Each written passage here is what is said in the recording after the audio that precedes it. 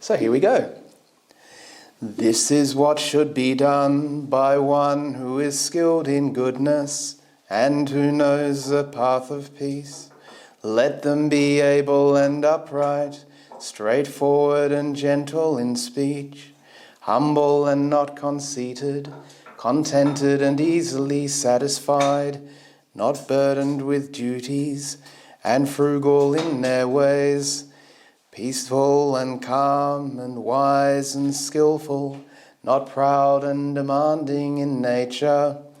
Let them not do the slightest thing that the wise would later reprove, wishing in gladness and in safety, may all beings be happy, whatever living beings there may be, whether they are weak or strong, omitting none, the great and the mighty, medium, short or small, those born, those living near and far away. May all beings be at ease. Problems happen. Let none deceive another or despise any being in any state. Let none through anger or ill will wish harm upon another. Even as a mother protects with her life her child, her only child, so with a boundless heart should one cherish all living beings, radiating kindness over the entire world, spreading upwards to the skies and downwards to the depths, outwards and unbounded, freed from hatred and ill will, whether standing or walking, seated or lying down, free from drowsiness. One should sustain this recollection. This is said to be the sublime abiding, by not holding to fixed views, the pure-hearted one, having clarity of vision, being freed from all sense desires, is not born again into this world. Right, over to you, Venerable, and welcome. Oh, thank you. So tonight it would be fun to talk about letting go. Why not? That's perfect. It's actually quite interesting. I actually had a request to talk about letting go on this one, and I've kind of held off from doing it because letting go is actually a big subject. It's actually, a lot of people say, oh, how do I let go? How do I let go? Because we hear so often that when we meditate, just let go and it'll all be fine. And most people say, well, how do we let go? And there's a lot to it. And so it's a very, very big conversation. And it's really, really helpful sometimes to go a little broader and see just how it all fits together, because there's so many little bits in it that make it work. At the beginning, when we talk about sort of letting go in Buddhist practice, we talk about things that you pretty much hear all the time. We talk about practicing generosity, practicing kindness, practicing the 5 precepts, stuff that you pretty much hear on more or less every Dhamma talk. And there's a degree of letting go in that, because at the beginning, it helps us to relax a bit. And it helps us as a form of essentially refraining. So when we keep the 5 precepts, for example, it's a bit like, well, I could have another slice of chocolate cake, but I've already had 3 and I don't really need another one. So saying no gives us inner strength, and that's really helpful. So that builds a lot of inner strength in ourselves, which also gives us happiness, because we're more confident with ourselves. We're more able to live life more easily.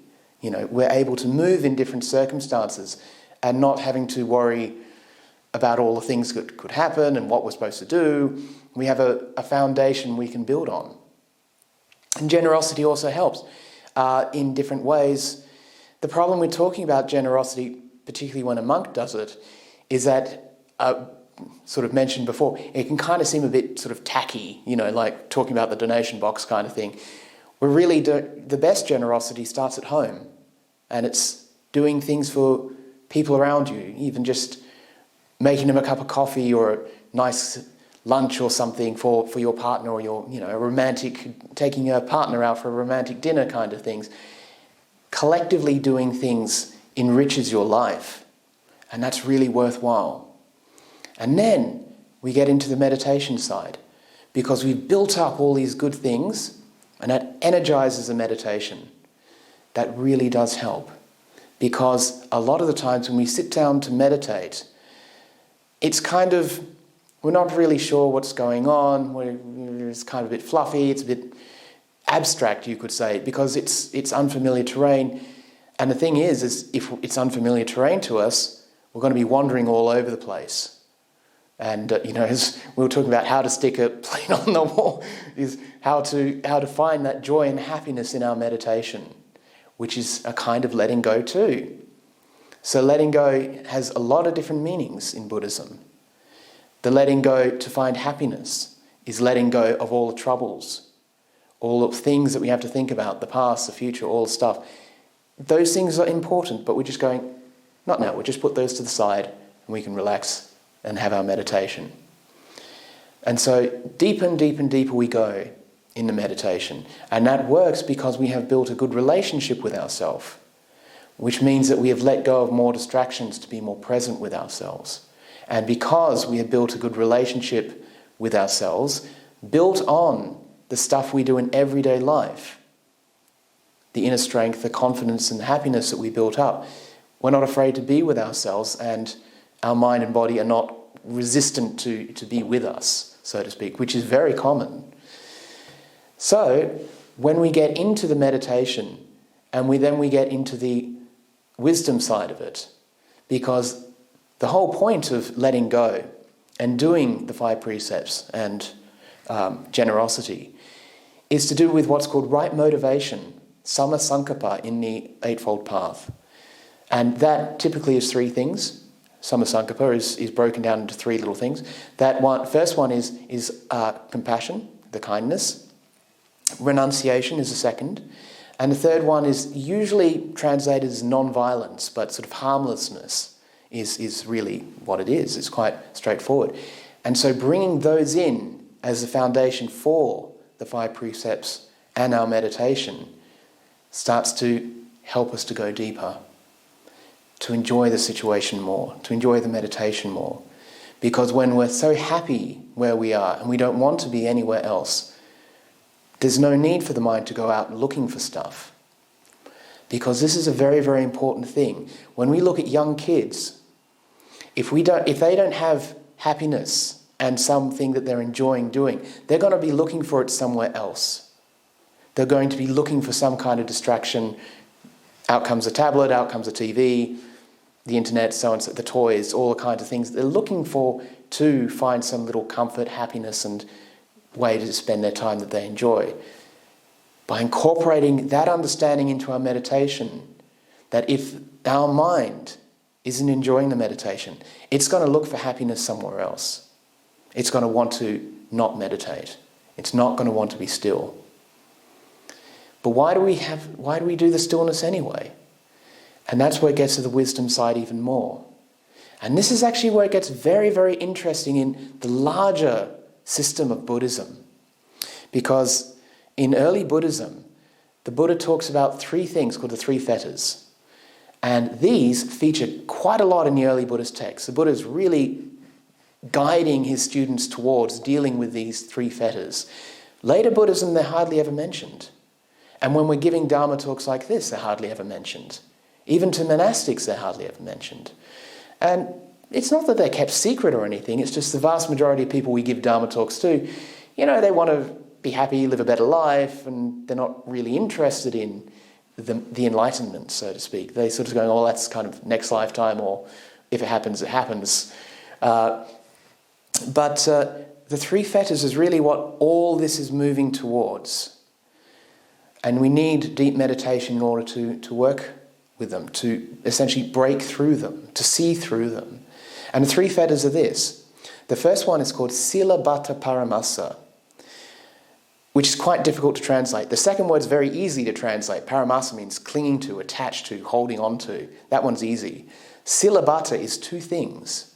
The first one is sila, as in the ordinary sila that we talk about. Good virtue is sila, right? But what does it actually mean in this context? And this is where it gets really fascinating. because the use of the word sila here means habits. So when we talk about sila in a general sense, good sila is good habits. Good habits that have good results versus bad habits that have bad results. Good habits that enrich our life, enrich our relationships, enrich our meditation and so on and so on, versus all the bad habits that destroy our health, destroy our, our happiness and everything else. And abhata is the second one, which basically means practices. And this is usually translated in the early Buddhist texts as attachment to rites and rituals, or attachments to precepts and practices. But this abhata is very interesting, because what it basically means is a belief in, yes, rites and rituals, but sort of a belief that there's this one-size-fits-all system that's going to make everything okay. Or so that by doing this thing, something magically will happen, right? So rites and rituals, ordinations, that's a thing, believing in those. Initiations, methods, techniques, all these things that we focus on. But why is this interesting? It's very simple.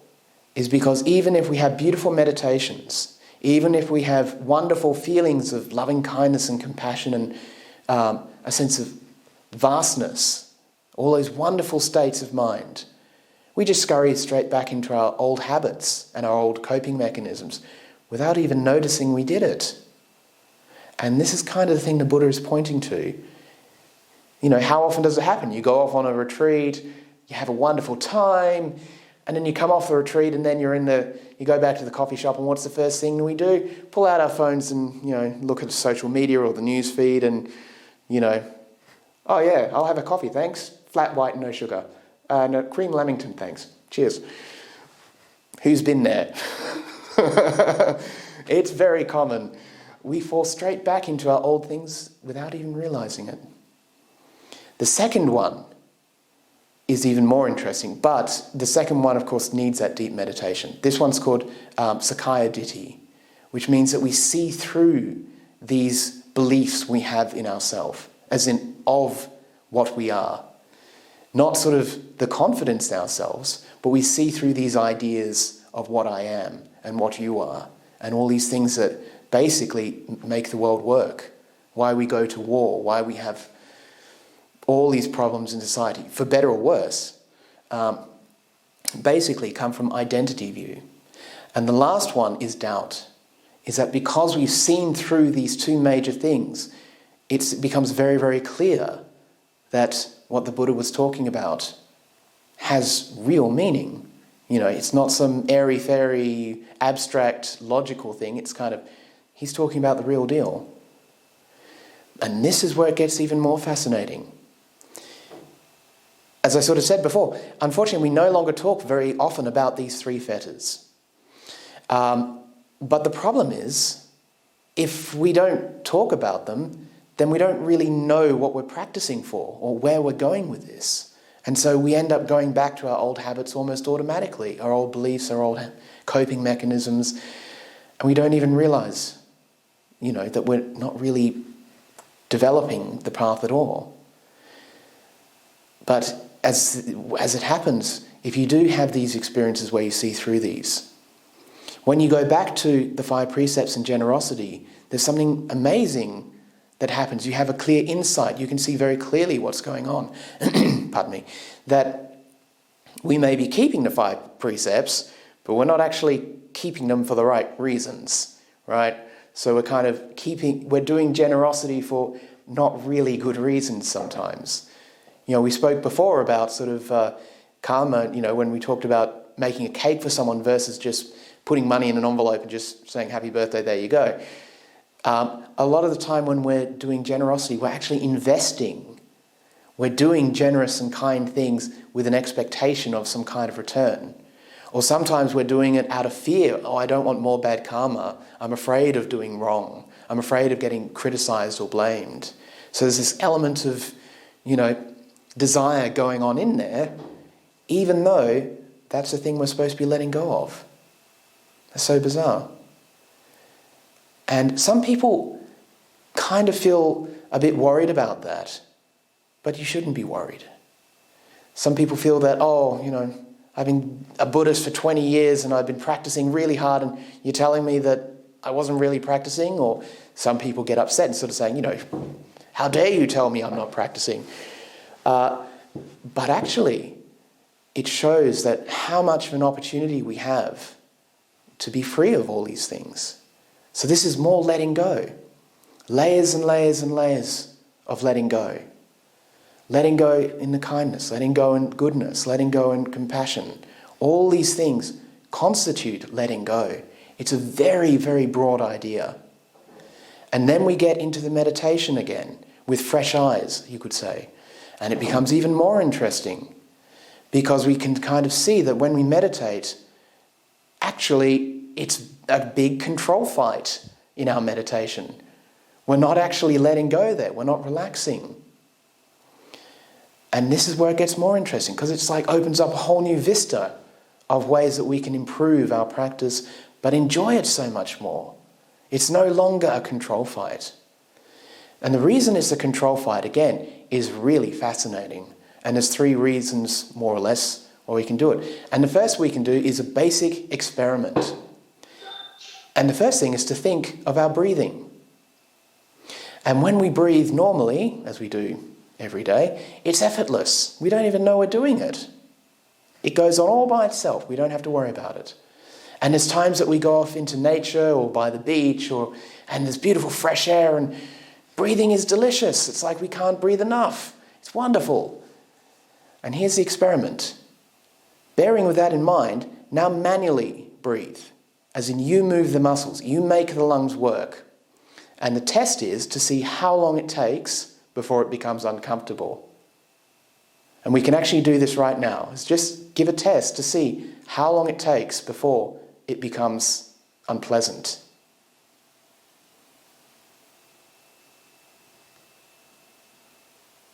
And for most people, it's pretty much unpleasant right away. And that's a really, really interesting sign. This body knows how to breathe. This body knows how to pump blood. It knows how to do all its business, and it wants to do its business. It doesn't need us to interfere. And in fact, it finds the ego interfering a very unwelcome presence, and there's a bit of pushback. It's like, get out, I don't want you, go away. And that is a part of the conflict in our meditation and in our daily life as we're trying to control there. And so letting go is realizing we don't have to. This body can look after itself. It knows how to deal with all this. It knows how to relax. It knows how to be comfortable. We just have to let it do it. And that's really wonderful. One of the other reasons is kind of the reverse, is that the mind, the ego, we could say, has a job of keeping everything together. And it looks out in the world and it sees all the chaos and all the stuff happening, and it's sort of trying to control those things and failing and getting frustrated and disappointed. But then when it looks inside, it says, well, at least in here I can control, at least in here I can be home and in charge. And it's getting pushback from the body sort of going, no, thank you, we don't want you. And it's also getting pushback from other parts of the mind going, no, actually, we know how to relax as well. We don't need you here. You can let go. You can disappear for a little bit. And this loosens up so much. We can trust ourselves so much more. And so when we start meditating, this body and mind knows how to look after itself. I don't need to interfere. I don't need to control. I can enjoy the time together, which is really lovely. Because we talked before in a previous class about bringing the heart and mind together. And in this case, we're bringing the mind and body together to relax deeper, because there's this communication, we could say, between the two. Is if your body is relaxed, your mind relaxes. And when your mind relaxes, your body relaxes more, because there's no anxiety. You're letting go of the fear and the tension and the tiredness. And because there's that feedback in the meditation that the joy, the happiness, the uplift energizes the mind. And so it's relaxing and it's getting brighter at the same time. And it becomes more enjoyable and more deeper. And that's a really wonderful thing about letting go, is that it's not something we do. As in, it's not something we have to try to do. It's something that does happen naturally. The difficulty is trusting ourselves enough to do that. And for many of us, it's very difficult to do that. We have to start somewhere. And for many of us, we have to start with the 5 precepts, the generosity, and the basics. Not because we're doing it to be a good Buddhist, but because they give quality of life. And here's the fascinating thing. Practicing metta, practicing compassion and kindness and joy and all these things no longer becomes something we do, again, to be a good Buddhist. Like, I have to sit metta meditation and may all beings be happy and well, and, forcing ourselves to be it. It's a joy to do metta. It's a joy to keep the precepts. It gives so much quality of life. It gives so much happiness. It's effortless. As long as we're prepared to let it be effortless, which is a letting go again. So many layers of letting go. So it's not just a simple one-sided thing, but it's a big collective thing. You could say there's many, many different parts all working together. And it takes time, but we all have to start somewhere. And so we develop it and we enjoy it. Because really, what are we doing this for? If we're trying to control to get enlightened or to not fall into sort of unpleasant states, and if we're afraid of depression, we're afraid of anger and all these negative states, we're in real trouble. Because we're going to be trapped in that, and those emotions are just going to run right over us because there's an inner war going on. And that's the thing, is that as long as that's happening, it just never goes anywhere. And so a lot of this is to have that feedback and that kind of mindfulness in your life. And again, this is why, when you look at it, the Eightfold Path starts with right view. It doesn't start with right intention, right motivation. It starts with right view. And we roll from there. And we can kind of see, okay, we've had this perspective shift. Well, we can kind of see that, we put a lot of effort into keeping the 5 precepts, but now we can put our heart into it, so to speak. There's a lot more harmony in doing it. Not sure if harmony is the right word, but it will do. There's a lot more, authenticity, I suppose we could say. I mean, that one's used a lot. But the thing is that when we keep the 5 precepts and we do the generosity, because it enriches our life, it enriches our meditation. And when we go through it, we don't need to pretend anymore. We don't need to try and be someone we're not. We can let go of all these firewalls, these masks, these agendas, these vested interests.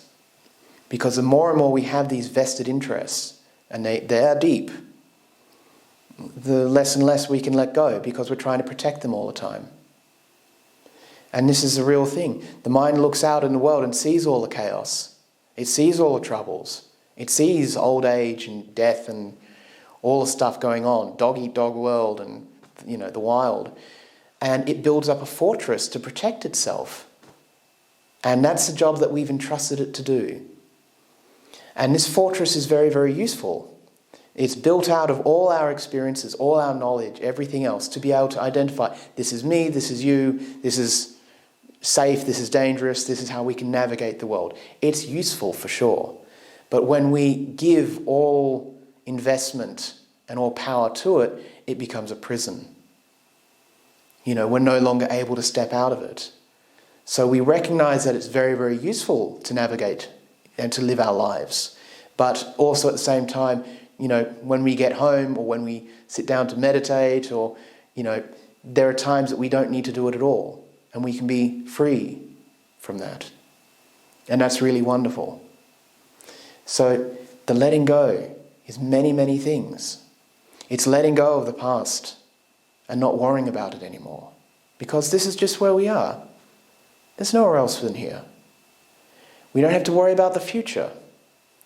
Of course, it's good to think of the future in terms of, thinking about your education, your retirement and everything else, and how to live a good way in the world. It's useful to think about these things, but we're not wandering off into the past. We're not wandering off into the future because, as I said before, our mind is a bit like a young child. If it's not finding happiness in what it's doing, it will look for it somewhere else.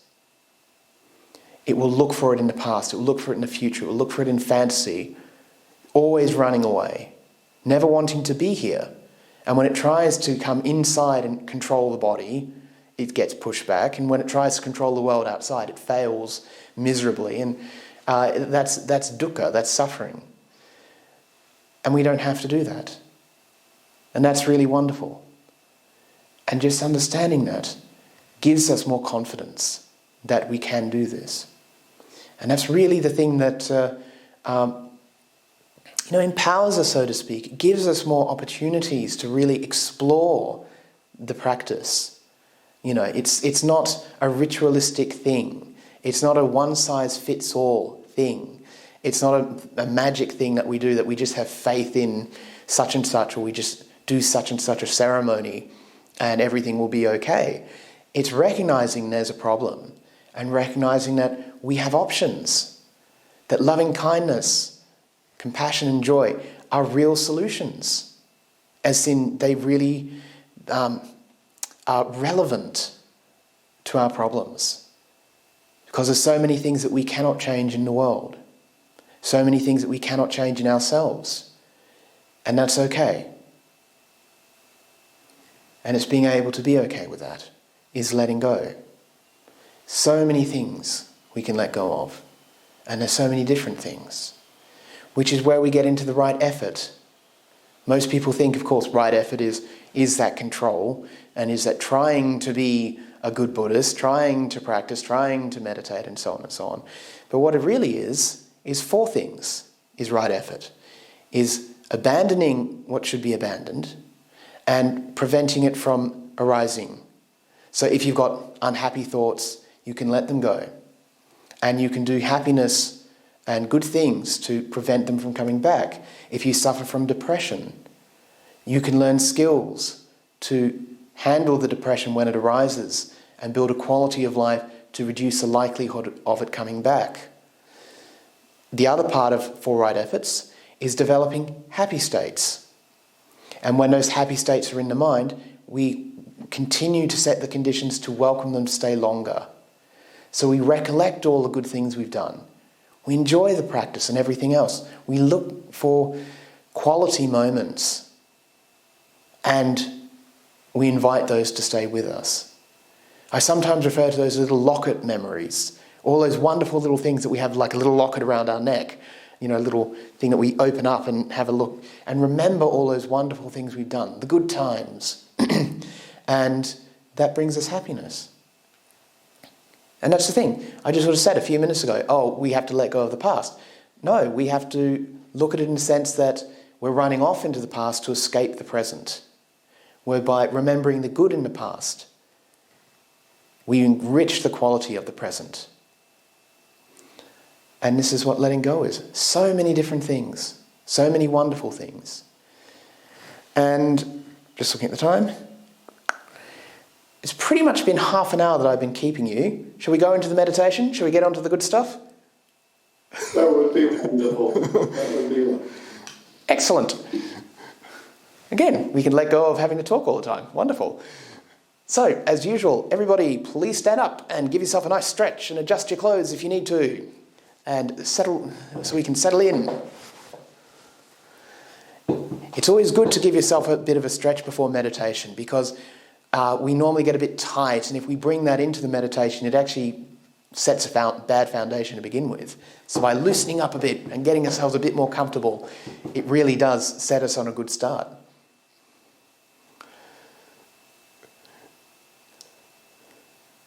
Okay, and when we're ready, let's settle in. And when you're ready, please close your eyes.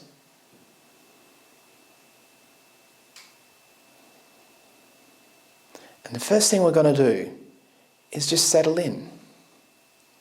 Is just to spend the next few minutes just being here in terms of relaxing, in terms of being comfortable.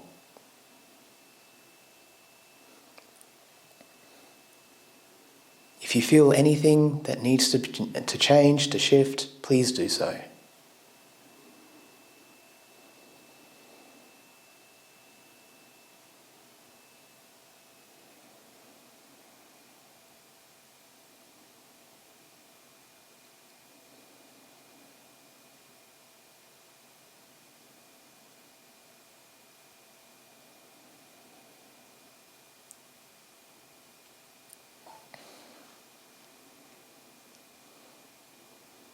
We just talked earlier about the feedback between the body and the mind. So how is the body? What messages is it sending you? Is it tight? Is it relaxed? Does it want anything? Does it need anything? We'll just spend some time seeing what we need and settling in.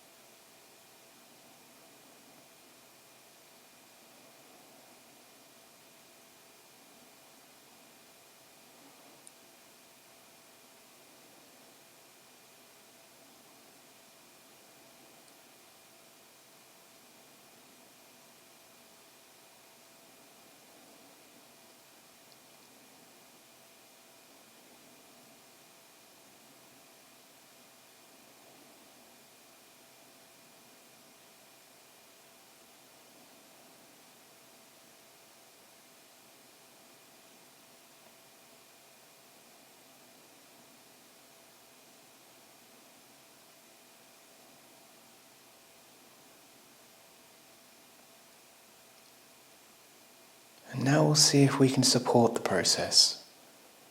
And look at your head and your face. Is there any tightness there? Is there anything we can help to relax, to make more comfortable? To relax your mouth and your jaw and everything else. Perhaps to smile.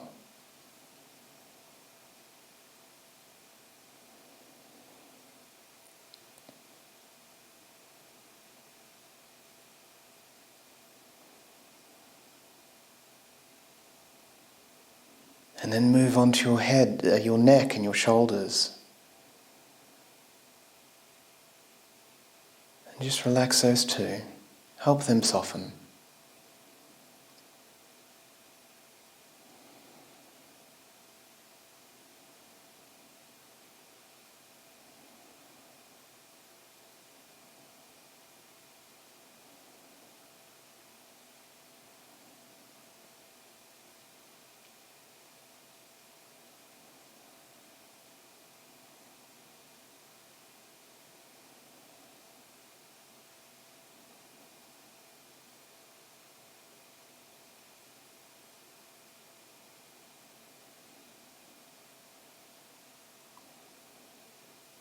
And then look at your upper back and lower back.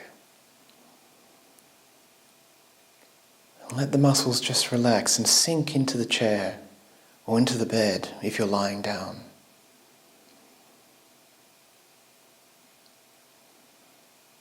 There's no need to carry this tension. And this body knows how to relax on its own. So we're just helping it do that.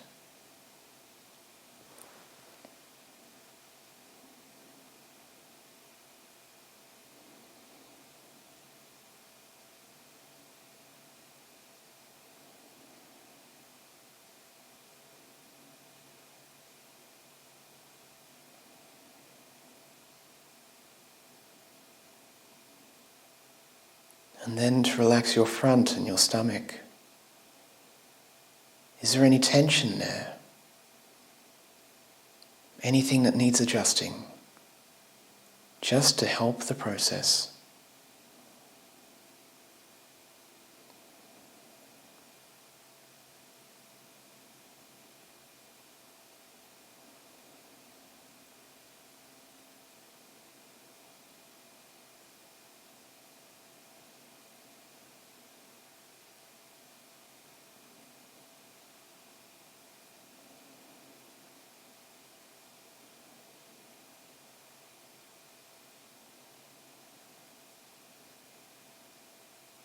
And then look at your arms.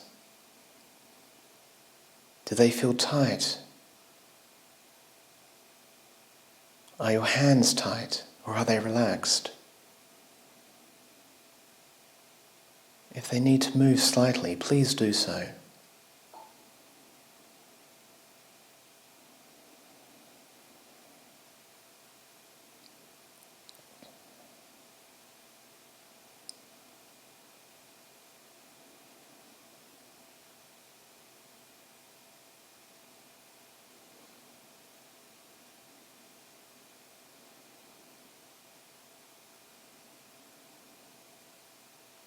And now focus on your legs.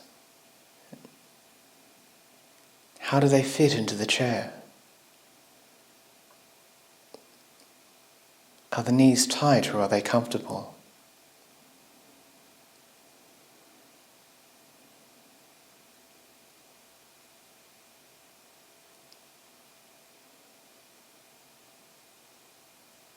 And how about your lower legs? Is there tightness there or pressure from the floor on the feet?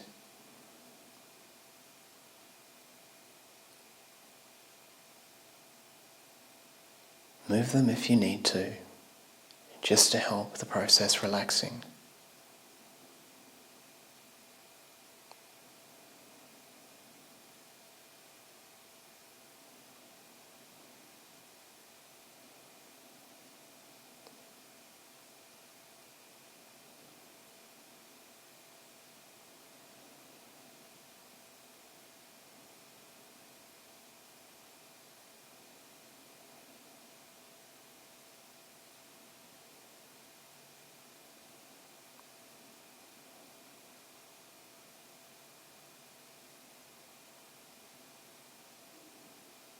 You can give your body full permission to relax and be comfortable.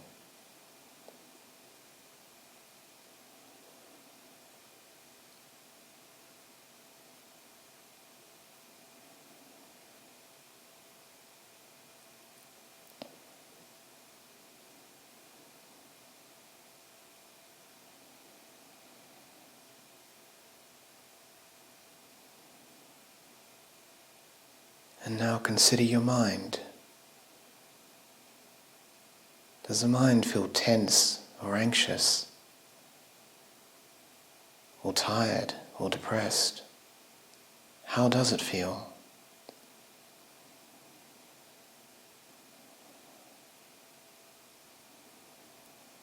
Whatever it is, it's okay. We can give the mind permission to relax, to be happy.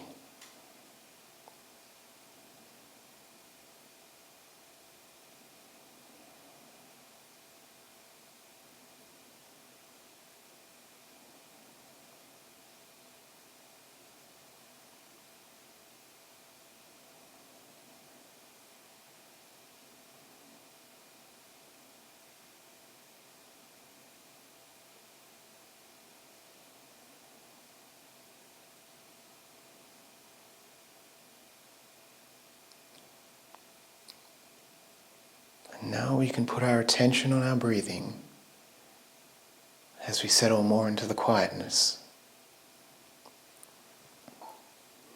And remember to enjoy it, because if we don't enjoy what we're doing, we always run away. You have full permission to enjoy this.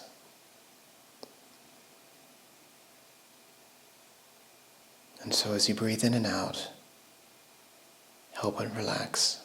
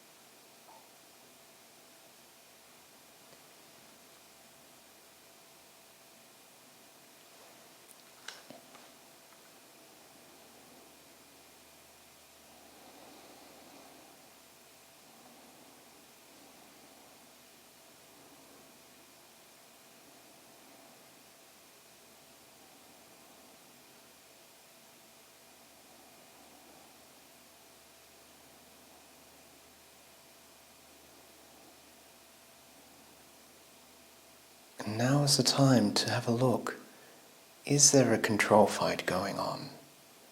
Is there some tension or some unhappiness and some discomfort going on? Because here is a time that we can help relax that. And we can recognize we don't need to have a control fight.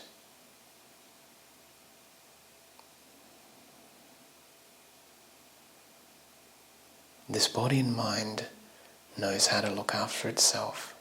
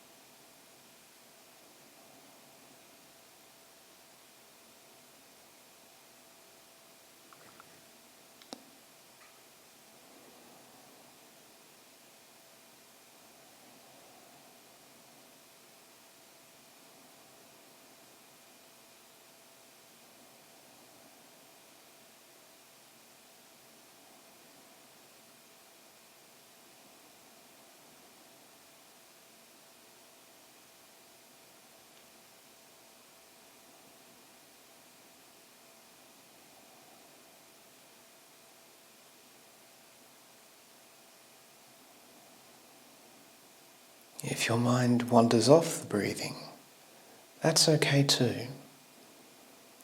Just be aware of whatever you are aware of. And see if you can relax that too.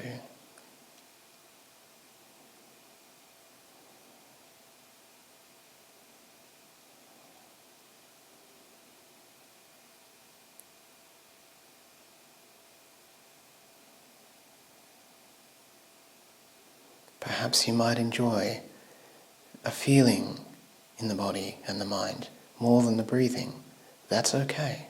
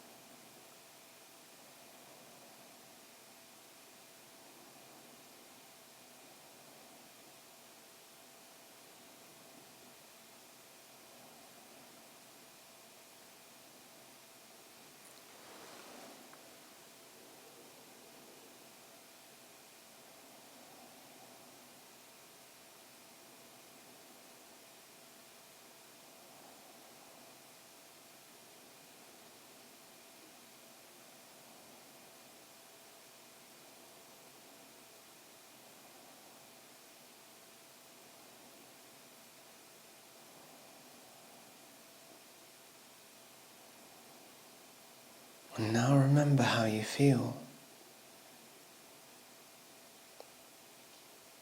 Is it comfortable? Is it relaxed? Can we bring metta, the kindness, or compassion, or joy into the process? Do they help? Are they a remedy for how we feel to help us relax more?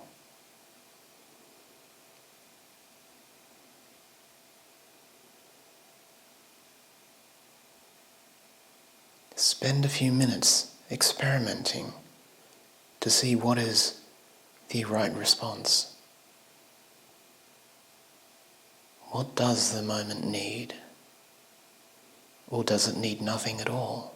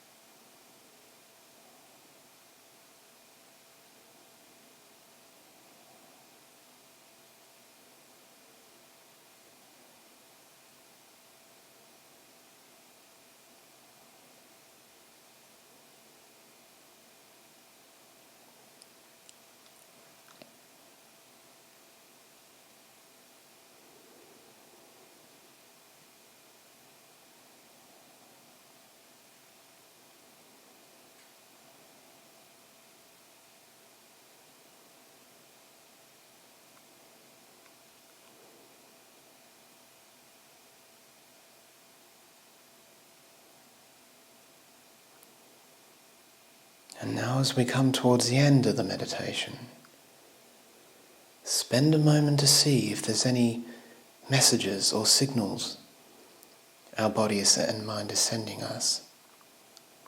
Anything that we can use to help us in the future.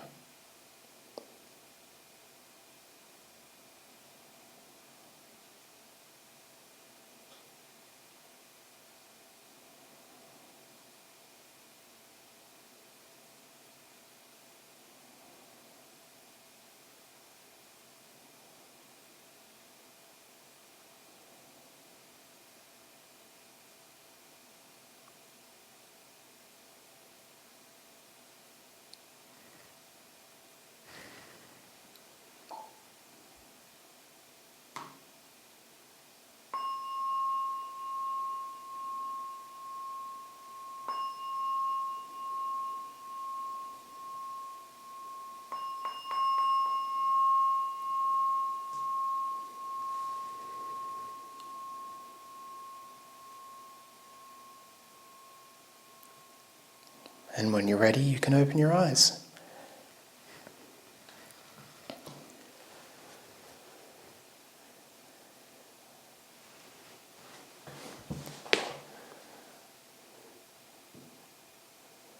Welcome back.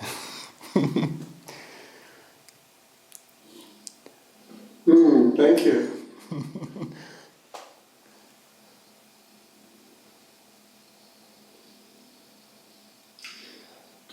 So would you like to continue with a little of your talk before questions, or straight into questions, Venerable? Questions? Yes, it might be that. Does anybody have a question for Venerable? Uh-huh. Oh yes, Gloria has one. Thank you, Gloria. Would you like to just unmute yourself and go ahead? Yes. So I have a problem. I'm not sure how to put it, but I struggle with a situation that is I cannot really perceive emotional permanence, which means that when a person leaves my side, I will feel like I lost connection with that person. That when I'm alone, I cannot really recall the connection with that person, and I am wondering whether there is any meditation can help to address this particular problem. Thank you. So this is more sort of a situation of like a disconnection. Would that be accurate? Yes, so if I'm with the person and I'm talking with the person, I can feel the warmth, and I can feel the support. But when I'm the person leave my side, let's say he just I did not meet him for 1 or 2 weeks, I will I cannot in the meantime I cannot recall the connection with that person. Okay. Yeah. In that particular case, it can be helpful to sort of, if you have a diary or a log or something like that, so when you know that you're going to have a meeting with someone, is to, every time that you have a meeting, is to write down your feelings afterwards, after you have met them, and after the kind of things that you spoke about. And then in your diary, when you look, say, you're meeting that person again next week, is that you can refer back to those former feelings and to see if you can connect through that. Sometimes it can be just a matter of that the mind is wanting to be finished with that situation and now it wants to move on to something else. And that can be okay too, because that actually can be useful, is that we can look at it going, well, we're meeting this person again for the first time. So we don't, it's like we're learning to meet them all over again. So this isn't necessarily a problem. It can be used with benefit. But if you want to have that kind of reconnection, it is usually best to keep some kind of memento to link these experiences together. So that might be even keeping a video log, it might be recording your thoughts on a little audio file, or just writing them in a diary or a journal of some kind. It can also help if it's someone very important in your life, is to have their photo in your room. And that way you can look at the photo, perhaps every day, and remember good things and remember other things about them, to try and bring a kind of continuation. This one's a bit more interesting, but it is a bit more complicated as well, because this kind of thing it requires a lot of experimentation to see, because some things will work better for some people and some things will connect more easily. Sometimes you might connect with a feeling, sometimes it might be something you discussed, or an event, or something else, or a connection through family, a symbol of some kind. So it's useful to have those main connections that you can connect to. So give that a try and see how it goes.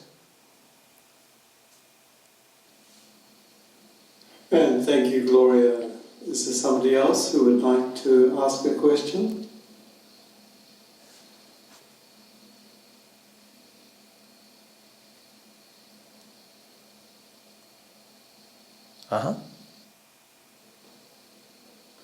Venerable, since you have been a monk, you've learned many things, I'm sure. What do you think is the most important thing you have learned? Would you like to share with us? You know, that one is also interesting because as every year goes past, so to speak, it becomes something else. That the most important thing I've learned was important then, but not so important now. But I think it's more sort of trusting yourself. I think that's really important, is kind of being able to have a good relationship with yourself as a foundation for your practice. I think is really, really important. Because a lot of the time, I mentioned before, many of us, our meditation is a control fight. We're constantly trying to control our mind so we're aware of the breathing. We're constantly trying to control our mind so we're not bringing in unpleasant or unhappy experiences or wandering off into the past and the present and so on and so on. A lot of times just trusting that it's okay. It really doesn't matter if these experiences come up. We're not failures for being human. So the most important thing is probably just enjoying it. It doesn't matter what comes. It's all right. That's very comforting. Thank you, Venerable. Is there anyone else who would like to ask a question?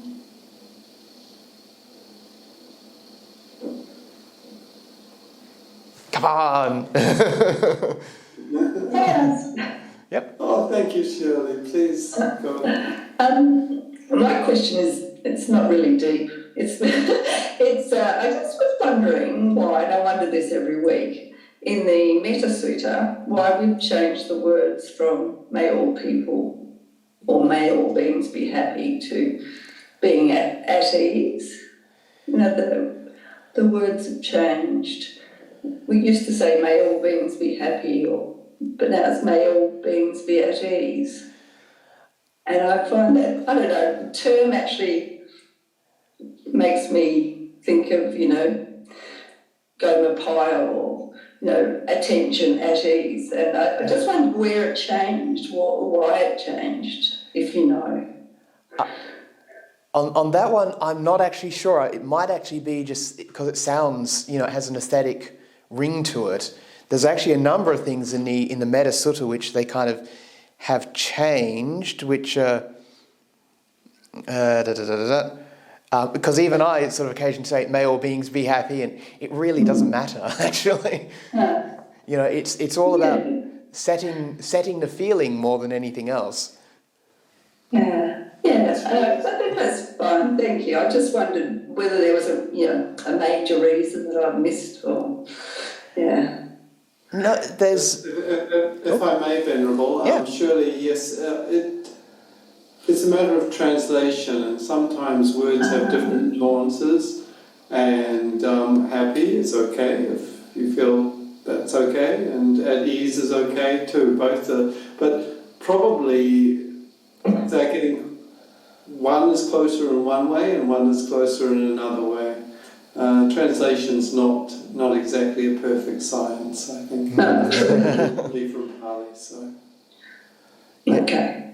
See, So be free, feel happy to chant happy, or feel happy to chant at ease. Okay.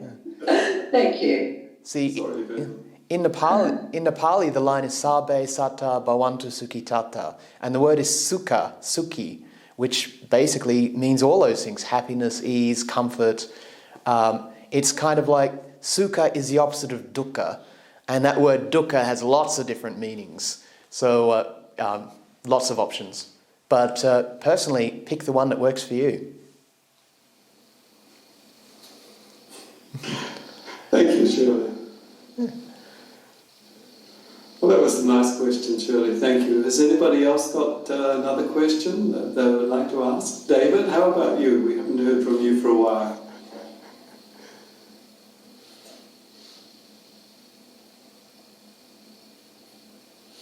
Huh? Martha, would you like to go ahead? And David, maybe later? Is Martha going Martha, sorry, the cat's in the way. Go, David. It wasn't really a question, it was just something you said about, putting your heart and soul into what you're doing by making a cake. And 40 years ago, I had a flatmate who never cooked. She was a nurse, and she ate all the meals at the canteen and ate takeaway.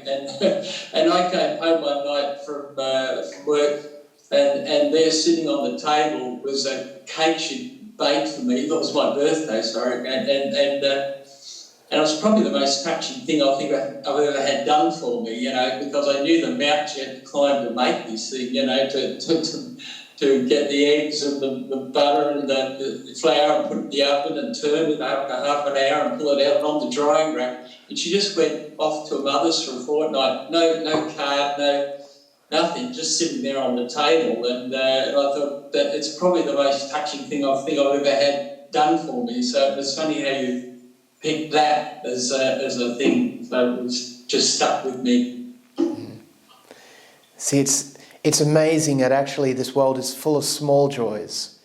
And the small joys, quite honestly, are the best because there's so many and they build up. And they touch us very deeply.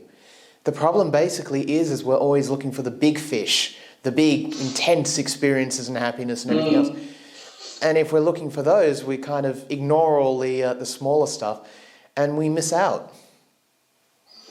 We miss out. It was from the... Sorry, you faded out there. Sorry. I think, it really came from the heart and was with such an innocence almost. So it was really quite touching. And it's beautiful as well is that it shows us that the people that we live with are capable of those things. And we're capable of them too. There's always that old saying, isn't there, that charity starts at home. Realistically, right here, right now, the people we're with, we can do something wonderful. Really, really wonderful. Go for it, Martha. Sorry, the cat's in the way. I don't want to disturb him since he is running house. Anyway, this is very, very helpful as per usual. I'm just wondering could you talk a little bit more about right motivation, about having proper motivation for, obviously you're talking about meditation, but I'm applying it to the rest of life too, but right motivation and how the mind is like a child and in that if it's not happy, it will go somewhere to try to create happiness, which means it's going away from the present moment. And that's such a good analogy for me to understand. And then you talk about how the 5 precepts and generosity, and I think something else. You said, do for beginners generate such happiness and interest, I think. Said something about 5 precepts, generosity, and the basics. Could you just... Oh, I think we've lost you there.